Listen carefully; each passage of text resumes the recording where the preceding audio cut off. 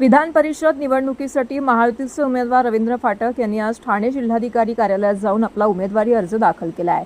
तत्पूर्वी त्यांनी महायुतीतील सर्व घटक पक्षांच्या पदाधिकाऱ्यांनी ठाण्यातील टेंबी नाका येथील आनंद आश्रमामध्ये जाऊन स्वर्गीय हिंदू हृदय सम्राट शिवसेना प्रमुख बाळासाहेब ठाकरे आणि स्वर्गीय गुरुवर्य धर्मवीर आनंदीगे साहेबांच्या प्रतिमेला पुष्पहार अर्पण करून विनम्रपणे अभिवादन केलेलं आहे। यावेळी केंद्रीय मंत्री कपिल पाटील, आमदार माधवी नाईक, राष्ट्रवादी काँग्रेस अजित पवार गटाचे ज्येष्ठ नेते प्रमोद हिंदूराव, आमदार कुमार आयलानी आणि खासदार डॉक्टर श्रीकांत शिंदे, खासदार नरेश मस्के तसेच शिवसेना, भाजप, राष्ट्रवादी, रिपाईचे सर्व पदाधिकारी आणि कार्यकर्ते मोठ्या संख्येने येथे उपस्थित होते। या प्रतिसादामुळे रवींद्र फाटक यांचा विजय निश्चित असून ते प्रचंड मताधिक्यांनी निवडून येतील असा विश्वास उपमुख्यमंत्री एकनाथ शिंदे यांनी व्यक्त केला आहे।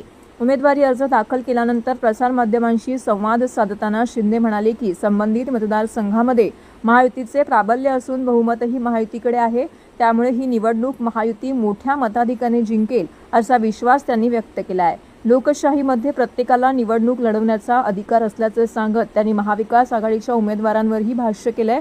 ठाणे पालघर पुरतेच नव्हे तर महाराष्ट्रातील सर्व 17 जागांवरती महायुतीचे उमेदवार विजयी होतील असा दावा त्यांनी केला आहे। महायुतीमधील काही ठिकाणच्या बंडखोरीबाबत विचारले असता शिंदे म्हणाले की उमेदवारी अर्ज मागे घेण्याची मुदत 4 तारखेपर्यंत आहे।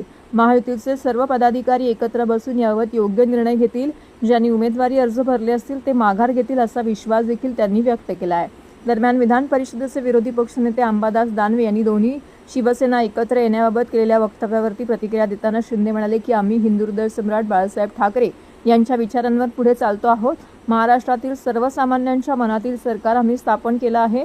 स्थानिक स्वराज्य संस्थांच्या निवडणुकांमध्येही जनतेने शिवसेना धनुष्यबाण चिन्ह, बाळासाहेब ठाकरे आणि धर्मवीर आनंदीगे यांच्या विचारांना आशीर्वाद दिला आहे। त्यामुळे आगामी काळातही आमचाच विजयाचा झेंडा कायम राहील असा विश्वास त्यांनी व्यक्त केला आहे।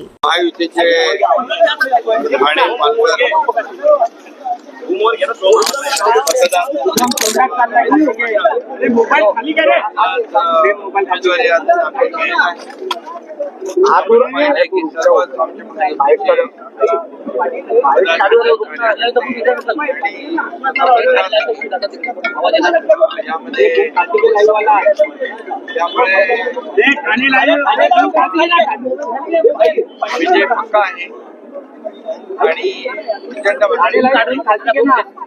महायुतीचे उमेदवार रवींद्र फाटक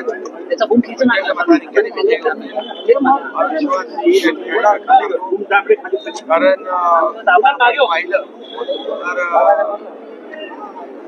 या मतदारसंघामध्ये महायुतीचं प्राबल्य आहे, मेजॉरिटी आहे। त्यामुळे महायुती